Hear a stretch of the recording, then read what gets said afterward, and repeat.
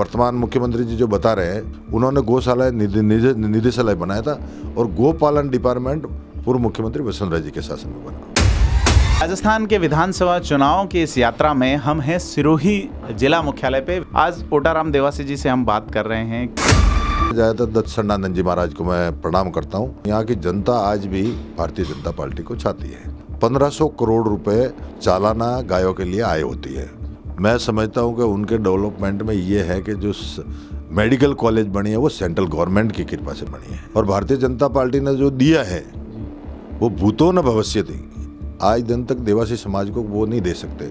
आज भी मेरा ऑफिस है सिरोही में, और हमेशा मेरी इच्छा है कि मैं सिरोही से ही चुनाव लड़ूं और सिरोही की जनता के हर दुख दर्द में हमेशा कंधे से कंधा मिलाकर सहयोग करूं। तो मैं धन्यवाद देता हूं पूर्व मुख्यमंत्री वसुंधरा जी को। राजस्थान के विधानसभा चुनाव की इस यात्रा में हम हैं सिरोही जिला मुख्यालय पे। विधानसभा की सीट अनारक्षित हैं। सिरोही विधानसभा सीट से 2 बार विधायक रह चुके और राजस्थान में गोपालन विभाग के पहले मंत्री रहे ओटाराम देवासी। भोपा जी के नाम से प्रसिद्ध हैं। मुंडारा माता जी मंदिर के महंत हैं। आज ओटाराम देवासी जी से हम बात कर रहे हैं, क्या सोच रहे हैं वो आने वाले चुनाव को लेके। बाबू जी, स्वागत है आपका। कैसे तैयारियां चल रही हैं? थैंक यू आपको। जिस तरह से भारतीय जनता पार्टी के विजन के लिए, भारतीय जनता पार्टी के लिए हम काम करते हैं, और भारतीय जनता पार्टी जो भी निर्देश देगी उसके लिए हम तैयार हैं। पहले भी जो चुनाव लड़ा है वो भारतीय जनता पार्टी ने लड़ा है, और 2 बार मैं यहाँ से एमएलए रहा हूँ, और तीसरी बार में भी सबसे ज़्यादा मत मुझे मिले। उसके बाद में भी वो निर्दलीय यहाँ का जो प्रतिनिधि जीता, उसमें कहीं ना कहीं हमारी थोड़ी बहुत चूक रही, परंतु यहाँ की जनता आज भी भारतीय जनता पार्टी को चाहती है। आप गोपालन मंत्री रहे हैं। अशोक गहलोत ये दावा कर रहे हैं कि उनकी सरकार ने गो सेवा और लंपी में जो गायों की डेथ हुई उसमें इतना काम किया है, और पहले भारतीय जनता पार्टी की सरकार ने गो सेवा के लिए कुछ भी नहीं किया। उनका ये आरोप है सीधा सा। मैं समझता हूँ कि भारतीय जनता पार्टी ने जो गोपालन डिपार्टमेंट बनाया 2013-14 में, तो ये सबसे बड़ा काम था। उसके बाद में उसके लिए फाइनेंस की व्यवस्था के लिए जो काम था, तो मैं धन्यवाद देता हूँ पूर्व मुख्यमंत्री वसुंधरा जी को, जिनके कार्यकाल में एक बहुत ही बड़ा काम हुआ। और उसकी प्रेरणा में अगर देखना जाए तो दत्त सन्नानंद जी महाराज को मैं प्रणाम करता हूँ, क्योंकि उनकी जो प्रेरणा थी कि आने वाले समय में राजस्थान का गोवंश कैसे बचाया जा सकता है, उसके लिए मैं हमेशा उनसे मिलता था, उनसे बात भी होती थी। तो बाबूजी का एक ही निर्देश था कि अपन किस तरह से राजस्थान में गायों के लिए सेवा कर सकते हैं। तो राजस्थान में हमारा सबसे बड़ा विजन था कि गायों को बचाने के लिए, गो अभयारण्य के लिए, नंदी गौशाला के लिए जो योजना थी उसके लिए हमने काम किया है। और काम भी ऐसा था कि मैं समझता हूँ कि हमारे लिए बहुत बड़ा एक विचारणीय बिंदु था कि जब तक फाइनेंस की व्यवस्था नहीं होगी, तो मैं पूर्व मुख्यमंत्री वसुंधरा जी के शासन में मुझे गोपालन डिपार्टमेंट दिया गया, उसमें सबसे बड़ा श्रेष्ठ जो स्टाम्प ड्यूटी पर लगा करके उसके लिए जो काम करना चालू किया। उसके बाद में धीरे धीरे आबकारी पे किया, सेस पे किया, ऐसे करते करते आज की तारीख में मैं समझता हूँ कि कम से कम 1500 करोड़ रुपए चालाना गायों के लिए आय होती है। और वो 1500 करोड़ रुपए जो गाय के लिए होती हैं, मैं धन्यवाद देता हूँ। उनका ही वो विजन है। वर्तमान मुख्यमंत्री जी जो बता रहे हैं, तो उन्होंने गौशाला निदेशालय बनाया था। डायरेक्टर उन्होंने गौशाला निदेशालय बनाया था, और गोपालन डिपार्टमेंट पूर्व मुख्यमंत्री वसुंधरा जी के शासन में बना। जी, आप 5 साल से सत्ता में नहीं हैं, विधानसभा में नहीं हैं। यहाँ से संयम लोढ़ा जी, उनके कामकाज को कैसे आंकते हैं 5 साल काम का? मैं समझता हूँ कि 2009 से लगा करके 2018 तक मैं यहाँ एमएलए रहा हूँ, और एमएलए रहने के बाद 2013 में 13-14 में मुझे मंत्री भी बनाया।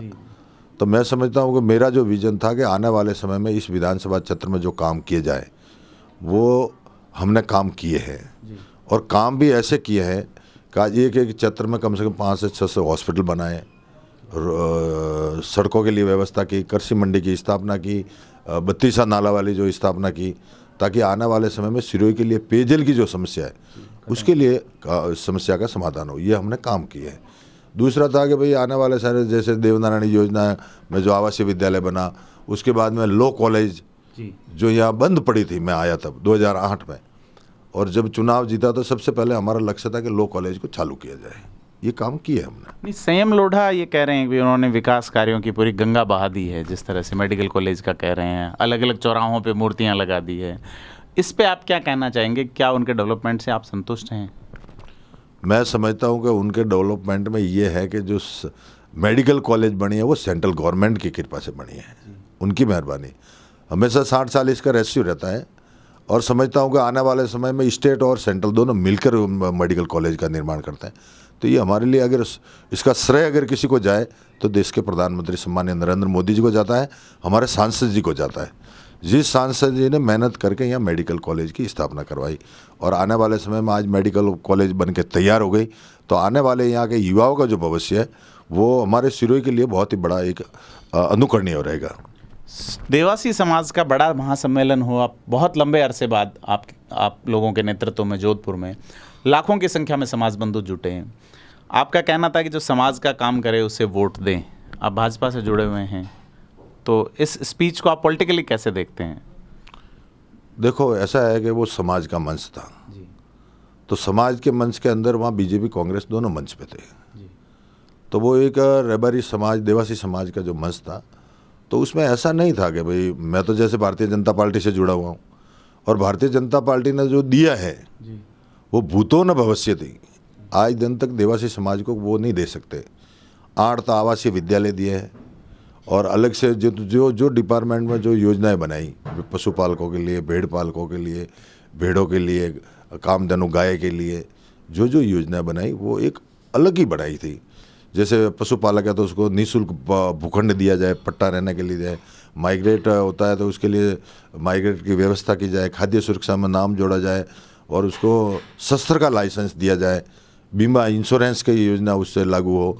ऐसे करके हमने बहुत बड़े बड़े काम किए। आपका वो भाषण मैंने सुना था, एक लाइन मेरे को याद रह गई कि अब दिल्ली दूर नहीं। तो क्या ओटाराम भोपा जी लोकसभा की तैयारी भी कर रहे हैं या पार्टी ऐसा सोच रही है कि ओटाराम जी को लोकसभा भेजा जाए? मैं समझता हूँ कि आने वाले समय में वो भारतीय जनता पार्टी हमेशा, क्योंकि हम ज़मीन से जुड़े हुए कार्यकर्ता हैं और भारतीय जनता पार्टी जिस विजन और जिस कार्य के लिए जो काम कर रही है, मैं समझता हूँ कि ये राष्ट्र के लिए काम है, ये मातृभूमि के लिए काम है। उसको ध्यान में रखते हुए आने वाले समय में भारतीय जनता पार्टी हर समाज, हर जाति, हर वर्ग के लिए जो काम कर रही है, तो दिल्ली दूर नहीं, ये हमारा लक्ष्य था कि आने वाले समय में जैसे 2 MLA विधानसभा में गए हैं, कांग्रेस से भी गया है, बीजेपी से मैं 2 बार गया हूँ। तो इसी तरह से आने वाले समय में हमारा एक लक्ष्य है कि भाई पूरे राजस्थान के देवासी समाज बहुल्य संख्या में है, तो क्यों नहीं एक सांसद उनका भी दिल्ली संसद भवन या लोकसभा में जाए। ये हमारा लक्ष्य था और मैं, हाँ, सामाजिक लक्ष्य था। उसमें हमारा ये था कि भाई डिमांड थी कि भाई आप एक टिकट दे रहे हैं और क्यों ना 1 से 2 करें, 2 से 3 करें, ऐसे मांग थी हमारी। और हमने एक संत के माध्यम से रखी, ना बीजेपी के माध्यम से रखी, ना कांग्रेस के माध्यम से रखी। हमने एक संत को आगे करके, संत के मुंह से वो 5 पॉइंट थे कि भाई आने वाले समय में हमारे समाज के लिए क्या किया जाए। बीजेपी अगर ये कहती है कि भोपा जी आप लोकसभा लड़िए, 24 तक वेट कीजिए, तो क्या अभी आप वेट करने की स्थिति में हैं या अपनी तैयारी शुरू कर चुके हैं विधानसभा के लिए? भारतीय जनता पार्टी का जैसा निर्देश होगा उसको हम लेकर चलेंगे, परंतु हमारे जिस तरह से भारतीय जनता पार्टी में एक अनुशासन होता है और उस अनुशासन को ध्यान में रखते हुए भारतीय जनता पार्टी जैसे निर्देश देगी कि आप MLA का चुनाव लड़िए, MP का लड़िए या घर बैठ जाइए, तो ऐसा कुछ नहीं है। भारतीय जनता पार्टी का जो निर्देश होगा उसको हम आगे बढ़ाएंगे। जी, तो भोपा जी आराध्य के रूप में पूजे जाते हैं। यहाँ पे पुजारी जी हैं मुंडारा महंत माता जी चामुंडा माता मंदिर के, और हर समाज वर्ग के लोग इनके पास आते हैं। यहाँ सिरोही से आप 2 बार लगातार विधायक रहे। आपने गौ सेवा के लिए जो शेष वाला जो काम शुरू हुआ, जिस पे राजस्थान सरकार आज क्लेम कर रही है कि हमने बांटा है, तो कलेक्शन का जो शुरुआती एफर्ट था वो आपका कहना है कि आपके समय में शुरू हुआ था। एक सिरोही में कलेक्ट्रेट के बाहर एक धरना चल रहा है 1 साल से, शिवगंज का इशू है, कोई भील समाज का कोई व्यक्ति है, एक लड़के का मर्डर का मामला, तो उसको न्याय का ऐसा कुछ हमने जाते हुए देखा आज ही। तो क्या लगता है हुक्म आपको? मैं समझता हूँ कि जिस कार्तिक भील वाली बात है जी, तो मैं समझता हूँ कि आने वाले समय में उस परिवार को न्याय मिलना चाहिए। परंतु न्याय मिलने के साथ साथ जैसे यहाँ के जो निर्दलीय विधायक हैं वो बार बार जैसे पूंजा बिल की मूर्ति का अनावरण कल के तारीख में करने वाले हैं, तो वो भी एक कार्तिक बिल ही था। तो जो परिवार कम से कम 8-9 महीनों से धरने पर बैठा है, तो उसको सरकार से वार्ता करा के इसके समस्या का समाधान करना चाहिए, उस परिवार को भी न्याय दिलाना चाहिए। मैं समझता हूँ कि आने वाले समय में जो परिवार धरने पर बैठा है और परिवार के साथ में जिस तरह की घटनाएं हुई, तो मैं समझता हूँ उनको साथ में बिठा करके परिवार को सरकार के साथ में, क्योंकि ये सरकार के प्रतिनिधि है और सरकार के सलाहकार भी है, तो सलाहकार है तो कम से कम सीएम से, मुख्यमंत्री जी से बात करके इसका समाधान करना चाहिए और उस परिवार को भी न्याय दिलाना चाहिए। आपको अगर सिरोही के अलावा ऐसा सुनने में आ रहा है आहोर सीट से बाबूजी आपका नाम चल रहा है, तो क्या ये रूमर्स है या कुछ इसमें कुछ सच्चाई है? मैं समझता हूँ कि जहाँ से मैं सिरोही से ही चुनाव लड़ता हूँ और 2008 से मैं यहाँ हूँ और 2008 से अभी 23 चल रहा है, तो करीब 15 साल हो गए। अब कई लोग मुझे बाहरी भी कहते हैं कि ये बाहरी है और यहाँ चुनाव नहीं लड़ सकते, तो मैं नहीं, और भी कई परिवार हैं यहाँ जो बात करते हैं कि वो बाहरी है। 2008-9 से लगाकर 9 में मैंने यहाँ ऑफिस खोला था, 8 में जब आया तब ऑफिस खोला था और 2023 हो गया। आज भी मेरा ऑफिस है सिरोही में और हमेशा मेरी इच्छा है कि मैं सिरोही से चुनाव लड़ूं और सिरोही की जनता के हर दुख दर्द में हमेशा कंधे से कंधा मिलाकर सहयोग करूं। तो ये ओटाराम भोपा जी हैं, जैसा हम पहले जिक्र कर चुके, सिरोही से 2 बार विधायक रहे हैं, मंत्री रहे हैं। सिरोही से मंत्री रहने का अवसर और लोगों को नहीं मिल पाया। तारा भंडारी प्रदेश उपाध्यक्ष रही और मैं जैसा बता चुका कि प्रोफेसर शांतिलाल कोठारी जैसे बड़े लेजिस्लेटर, बड़े विद्वान भी इसी सीट से विधायक रहे हैं, जिनको अमेरिका में मैरी कीटन दास अवार्ड मिला था, जिन्होंने जो एडमिनिस्ट्रेटिव रिफॉर्म्स को लेके बहुत सारा काम किया, राज्यसभा के सांसद रहे। उसी सीट से ओटाराम देवासी एक बार फिर से अपनी ताल ठोकने के लिए मैदान में हैं और आपका ये कहना है कि 36 कौम का साथ आपके साथ है। पिछली बार कुछ कमियां रही हैं जिन्हें सुधार लिया गया है।